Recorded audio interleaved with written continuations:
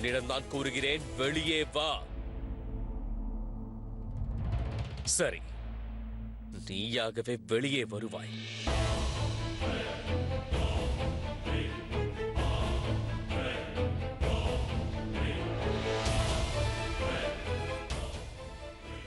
உனக்கு இன்னும் நேரம் இருக்கிறது.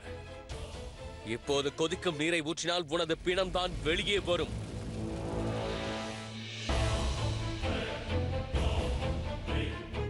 யாகுதா, இவன் உயிரோடு பிடிபடக்கூடாது. ஒருவேளை இவன் என்னை பற்றி ஏதாவது கூறிவிட்டால், அது ஷெகன்ஷாவிற்கு தெரிந்துவிட்டால், பிறகு என் நிலைமை மோசமாகிவிடும்.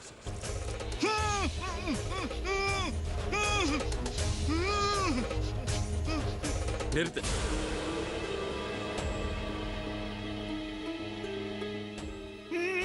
அவனை வெளியே எடு.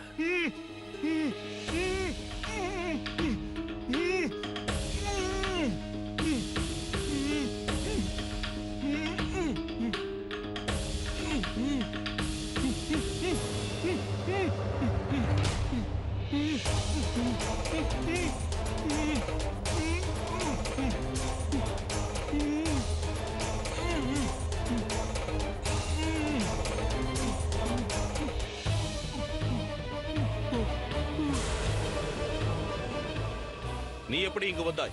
அந்த திலாவர் கான் எங்கே? ஹுசூர், அவன் என்னை கட்டி போட்டு விட்டு ஓடிவிட்டான்.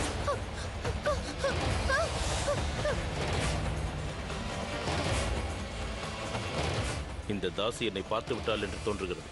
இவள் சென்று நிச்சயம் ஷெகன்ஷாவிடம் கூறிவிடுவார். நாம் ஏதாவது செய்ய வேண்டும்.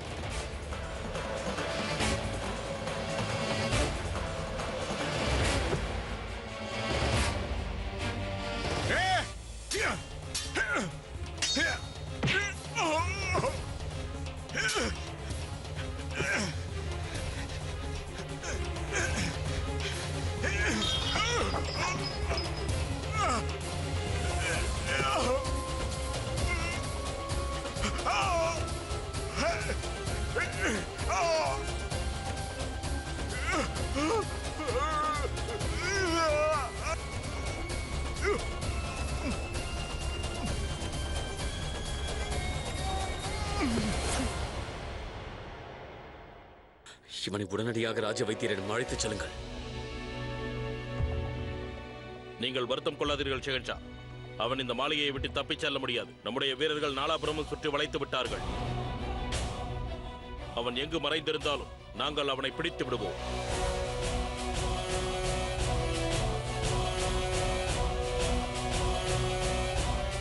அவனை கண்டுபிடியுங்கள்.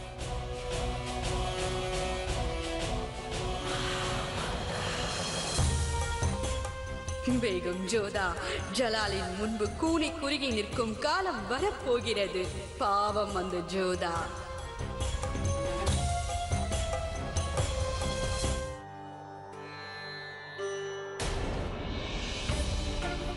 சுஜாமல் அண்ணா, நீங்களா? உங்களுக்கு ஒன்றும் ஆகவில்லையே? நான் நன்றாக இருக்கிறேன் ஜோதா. செல்வதற்கு முன் கடைசியாக உன்னை பார்க்க வந்துள்ளேன். கவலைக்குரிய விஷயம் என்னவென்றால், என்னால் அந்த துரோகியை கண்டுபிடிக்க முடியவில்லை. இப்பொழுது நாம் பேசுவதற்கு நேரமில்லை. முதலில் இங்கிருந்து செல்லுங்கள். ஷெஹன்ஷா மிகவும் கோபமாக இருக்கிறார். உங்கள் உயிருக்கு ஆபத்து உள்ளது. இங்கிருந்து செல்லுங்கள். எனக்கு என் உயிரை பற்றி கவலை இல்லை. ஷெஹன்ஷாவுடைய கோபத்தை பற்றியும் கவலை இல்லை. என்னுடைய கவலை எல்லாம் உன்னை பற்றி மட்டும்தான். எனக்கு ஒரு வாக்களிக்க வேண்டும். வாக்களி ஜோதா.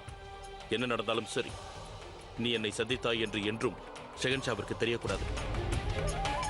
நீ எனக்கு துணையாக இருக்கிறாய் என்று அவருக்கு உன்மேல் சந்தேகம் வந்துவிடும். ஆனால்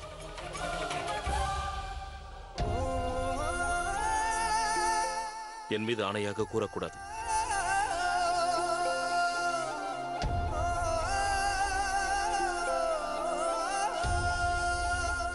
விடை கொடு. மீண்டும் உன்னை எப்பொழுது சந்திப்பேன் என்று எனக்கு தெரியாது. சொல்லுங்கள்.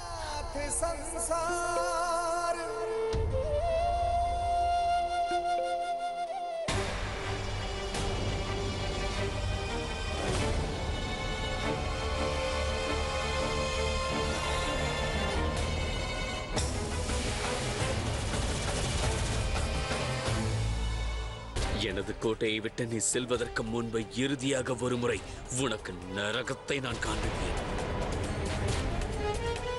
நீ பாதியில் விட்டதை நிறைவேற்றுவதற்காக இறுதியாக ஒரு முறை இங்கே வருவாய் என்பது எனக்கு நன்றாக தெரியும். வேண்டாம் ஷெஹன்ஷா, நீங்கள் அவரை தண்டித்து விடாதீர்கள். அவர் எந்த தவறும் செய்யவில்லை. அவர் ஏன் இவ்வாறு செய்தார் என்றால், அவர்களே, இந்த துரோகியை சிறையில் அடையுங்கள். இவரிடம் பிறகு பேசுகிறேன்.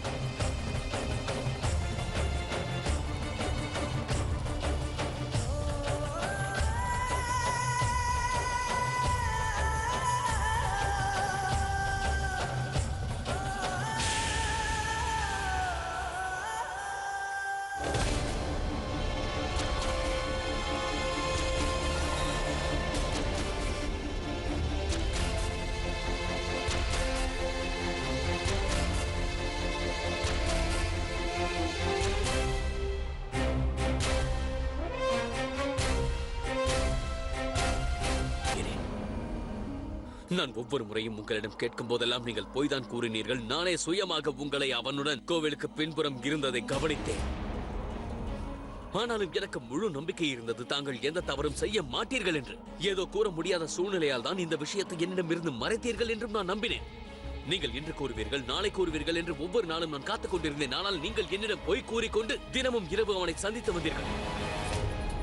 தாங்களாகவே கூறுவீர்கள் என்று நான் நம்பிக்கொண்டிருந்தேன். ஆனால் தினமும் நீங்கள் அந்த ரகசியத்தை மறைத்துக் கொண்டிருந்தீர்கள். உங்களுக்கு என் மீது அவ்வளவு கூட நம்பிக்கை இல்லையா? உங்கள் ரகசியத்தை என்னுடன் பகிர்ந்து கொள்ளும் அளவிற்கு கூட நான் தகுதியானவன் இல்லையா? என் அண்ணனுக்கு கொடுத்த வாக்கை என்னால் மீற முடியாது. இப்போதும் மௌனம் சாதிக்கிறீர்களா? என்னை மன்னித்து விடுங்கள் ஷெஹன்ஷா. நானும் சூழ்நிலை கைதிதான் ஜோதா பேகம். இதன் காரணமாக நானும் சூழ்நிலை கைதிதான். நான் என்னை இதயம் இல்லாதவன் என்று நினைத்துக் கொண்டிருந்தேன். ஆனால் ஏன் என்று தெரியவில்லை. இன்று என் இதயம் என்னை மன்றாடி கேட்டுக் கொண்டிருக்கிறது. ஜோதா குற்றமற்றவள் என்று நிரூபிப்பதற்காக அவளுக்கு ஒரே ஒரு வாய்ப்பை கொடு ஜலால் என்று என்னிடம் மன்றாடுகிறது. ஜோதா, உங்களிடம் சிறிதாவது நேர்மை மிஞ்சி இருந்தால் உண்மையை கூறிவிடுங்கள் ஜோதா பேகம். இந்த நபர் யார் என்று கூறுங்கள். பதிலை கூறுங்கள் ஜோதா பேகம். நான் இன்று வரை உங்கள் மதத்தை மதித்து வந்தேன். உங்கள் நிலத்தை மிதித்து வந்தேன். உங்கள் மக்களின் நேர்மையை மதித்தேன். ஆனால் இவன் எப்படி ஒரு ராஜபுத்திரனாக இருக்க முடியும்? எவ்வளவு தைரியம் இருந்தால் ஒரு திருநங்கை வேடம் அணிந்து எனது அந்தப்புறத்திற்குள் நுழைந்திருக்க முடியும்? அவனுக்கு எவ்வளவு தைரியம் இருக்க வேண்டும்? இப்படி எல்லையை மீறும் அளவிற்கு அவனுக்கு என்ன முக்கியமான காரியம் வந்தாயிற்று? இது ராஜபுத்திர மாவீரர்களுக்கு அழகல்ல. எனது அந்தப்புறத்தில் நூற்றுக்கணக்கான பேகங்கள் இருக்கிறார்கள் என்பது உங்களுக்கு தெரியும். சிலர் வெற்றியின் அடையாளங்களுக்காகவும், சிலர் ராஜ்ய காரியங்களுக்காகவும், சிலர் நட்புக்காகவும் நிக்கா செய்யப்பட்டவர்கள். அவர்கள் அனைவரும் எனது பார்வை படாதா என்று ஏங்கிக் கொண்டிருக்கிறார்கள். இன்று வரை நான் ஒருவரை கூட பார்க்கவில்லை. அது ஏன் என்று உங்களுக்கு தெரியுமா? ஏனென்றால் அவர்கள் யாரையுமே நான் காதலிக்கவில்லை ஜோதா பேகம். ஆனால் ஏன் என்று தெரியவில்லை. என் இதயத்தினுள் ஏதோ ஒரு வலி ஏற்பட்டிருக்கிறது. முகலாய ஷெஹன்ஷாவின் அந்தப்புறத்தில் நுழைந்து மாபெரும் குற்றத்தை அவன் செய்திருக்கிறான் ஜோதா பேகம். இதற்கு காரணம் தாங்கள் தான். இவன் மரணத்தை தானாகவே அழைத்திருக்கிறான். இன்று நான் உங்களுக்கு வாக்களிக்கிறேன். அவன் மரணம் உங்கள் கண் முன்பாகத்தான் நிகழும்.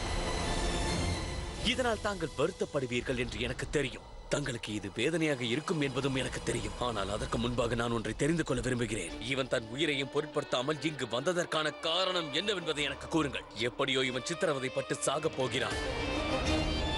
பதில் கூறுங்கள் ஜோதா பேகம், பதில் கூறுங்கள். அப்படி உங்களிடம் என்னதான் இருக்கிறது?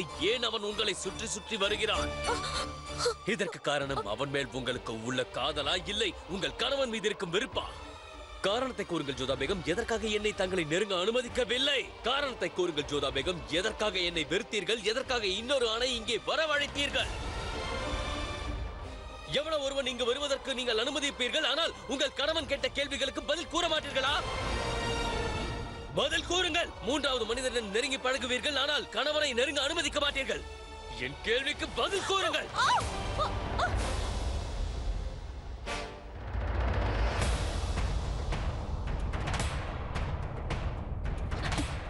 என்னால் கூற முடியாது.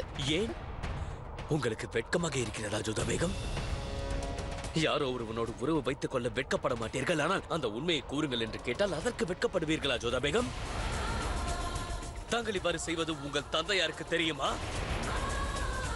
இது எத்தனை காலமாக நடந்து கொண்டிருக்கிறது? நமது நிக்காவிற்கு பிறகா, இல்லை அதற்கு முன்பாகவே வா? உண்மையை கூறுங்கள் ஜோதா பேகம், இதற்காகத்தானே நீங்கள் எனக்கு என் உரிமையை அளிக்கவில்லை, உங்களை நெருங்க அனுமதிக்கவில்லை, உங்களை தொட அனுமதிக்கவில்லை, உங்களை காதலிக்க அனுமதிக்கவில்லை. ஆனால் ஒன்று மட்டும் நிச்சயம் ஜோதா பேகம், எனக்கு உங்களிடம் கேள்வி கேட்கும் உரிமை முழுமையாக இருக்கிறது. கூறுங்கள், என்னுடன் நிக்கா நடக்கும்போது இவனைத்தானே உங்கள் மனதில் வைத்துக் கொண்டிருந்தீர்கள்? கூறுங்கள், இவன் மீதுள்ள அன்பினால் தானே தாங்கள் என்னிடம் பொய்யுரைத்தீர்கள்? கூறுங்கள், பதில் கூறுங்கள் ஜோதா பேகம். இதுவரை நான் என்ன நினைத்தேன் என்று உங்களுக்கு தெரியுமா? நீங்கள் விஷம் வருந்தி உயிருடன் திரும்பி வந்தது எனக்காகவென்று நான் நினைத்திருந்தேன். ஆனால் இன்று எனக்கு நன்றாக புரிகிறது, அவன் மீதுள்ள காதலால் தான் தாங்கள் திரும்ப வந்துள்ளீர்கள் என்று. இது கூட எனக்கு புரியவில்லையே, நான் இவ்வளவு முட்டாளாக இருந்து விட்டேனே. நீங்கள் மிகப்பெரிய அறிவாளிதான். நீங்கள் என்னை தாக்கி அழிப்பதற்காகத்தான் வந்துள்ளீர்கள், என்னை பழிவாங்கத்தான் வந்துள்ளீர்கள். அனைவரின் முன்பாக நீங்கள் நல்லவரை போல் நடித்துள்ளீர்கள். ஒவ்வொரு நாளும் ஒவ்வொரு பொழுதும் நீங்கள் அவனைத்தான் நினைத்து வந்துள்ளீர்கள். இந்த உண்மையை மறைத்து என் மீது அக்கறையுள்ளதை போலும் நடித்து வந்துள்ளீர்கள். உங்களை அனைவரும் நல்லவர் என்று நினைக்க வேண்டும் என்பதற்காகத்தான் விஷத்தையும் மருந்தினீர்கள். அப்போதுதானே நீங்கள் உங்கள் இலைகளை இங்கே தொடர முடியும். பெனசருடைய நஞ்சு என்னை ஒரே நொடியில் கொன்றுவிடும் என்பது உங்களுக்கு நன்றாகவே தெரிந்திருக்கிறது. ஆனால் உங்கள் திட்டமோ நான் ஒவ்வொரு நாளும் ஒவ்வொரு நொடியும் ஒவ்வொரு பொழுதும் இறந்து கொண்டே இருக்க வேண்டும் என்பது. நான் எவ்வளவு பெரிய முட்டாள் அல்லவா ஜோதா பேகம்? என் இதயத்தை உங்களுக்கு கொடுக்கலாம் என்று நினைத்துக் கொண்டிருந்தேன். ஆனால் உங்கள் இதயத்தை பற்றி நான் தெரிந்து கொள்ளவில்லை. நான் எவ்வளவு அறியாமையில் இருந்திருக்கிறேன். நான் வசிப்பதற்காக உங்கள் இதயத்தை நாடி வந்திருக்கிறேனே. ஜோதா பேகம், நான் இன்று வரை யார் முன்பும் தலை வணங்கியதில்லை. ஏனென்றால் நான் ஷஹன்ஷா ஜலாலுதீன் மஹமத். ஆனால் உங்களால் இவர் முன்பு நான் தலை வணங்கி நின்றேன்.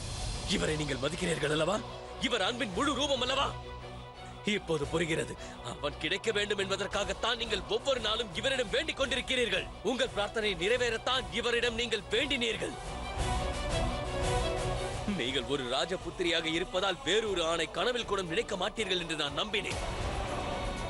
ஆனால் இன்னொரு ஆணை உங்கள் அறையில் பார்த்த பிறகு என்னால் அதை பற்றி யோசிக்க கூட முடியவில்லை. அதுவும் உங்கள் கணவர் ஜலாலுதீன் மஹமத் எங்கிருக்கும் பொழுதே.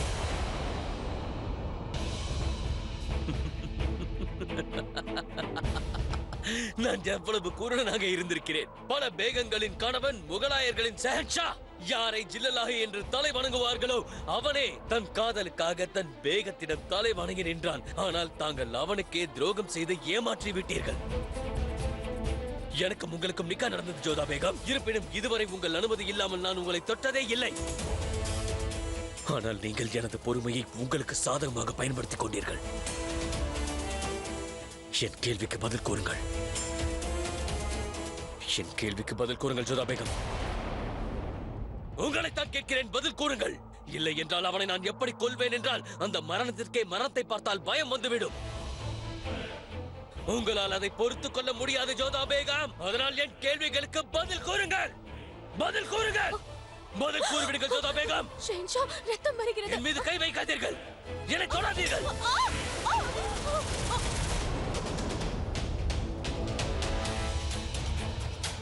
உங்களிடம் நான் எதிர்பார்ப்பது ஒன்றுதான், ஒரே ஒரு பதில் தான். எதற்காக என் இதயத்தில் ஈட்டி பாய்வது போல் இருக்கிறது? பதில் கூறுங்கள். என்னால் தாங்க முடியவில்லை. அந்த குதா மீது ஆணை, தயவு செய்து எனக்கு பதிலை கூறிவிடுங்கள். நீங்கள் தினமும் வணங்கும் அந்த கண்ணன் மற்றும் காளி மாதாவின் மீது ஆணை, உங்கள் தந்தையாரின் மீதும் ஆணை. நீங்கள் யார் யாரை நம்புகிறீர்களோ மற்றும் உங்கள் மீது யார் உண்மையாக இருக்கிறார்களோ அவர்கள் மீது ஆணையாக கேட்கிறேன். கூறுங்கள் என்னிடம், உங்களுக்கு அவனை தெரியுமா? நான் கேட்ட கேள்விகளுக்கு மட்டும் பதில் கூறுங்கள். ஆம், இல்லை.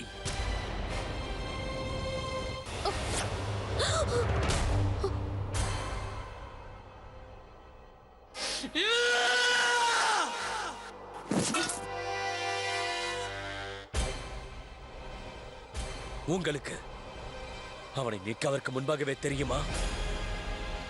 எனக்காக இல்லை என்றாலும் உங்கள் கிருஷ்ணர் மீது இட்ட ஆணைக்காகவாவது கூறுங்கள் ஜோதா பேகம்.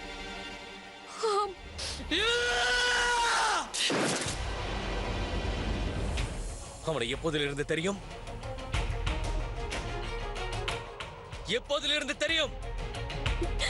சிறு வயதிலிருந்தே. இன்னும் ஒரே ஒரு கேள்வி. நீங்கள் அவனை விரும்புகிறீர்களா, நேசிக்கிறீர்களா? கேட்ட கேள்விக்கு மட்டும் பதிலை கூறுங்கள் ஜோதா. மரியாதையாக பதிலை கூறுங்கள். நீங்கள் அவனை நேசிக்கிறீர்களா?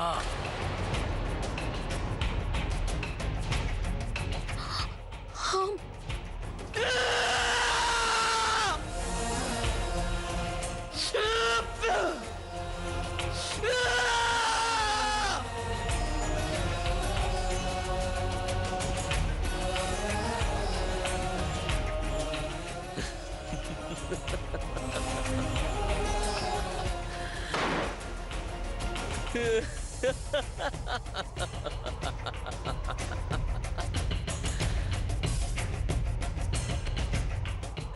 நீங்கள் என்னை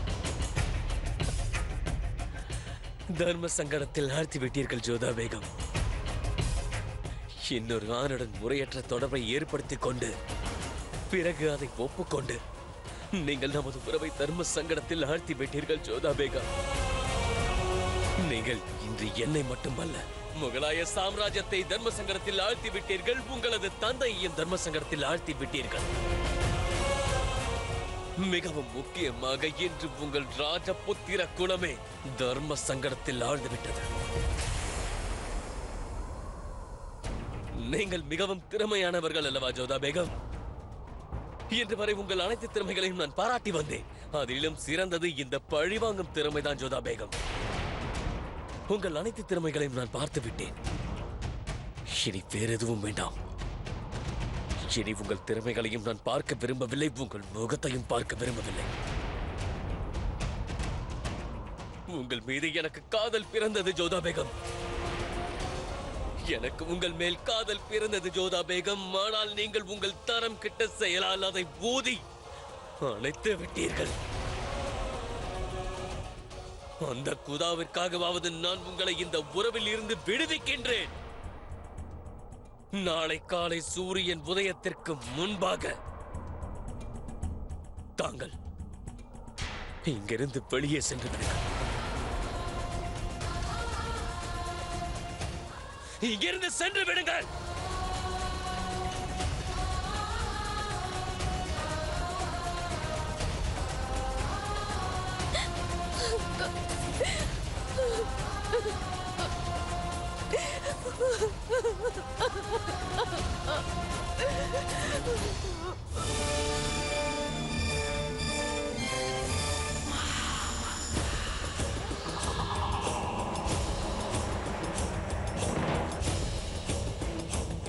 நான் சுற்றி வளைக்க விரும்பவில்லை. நேரடியாக விஷயத்திற்கு வருகின்றேன்.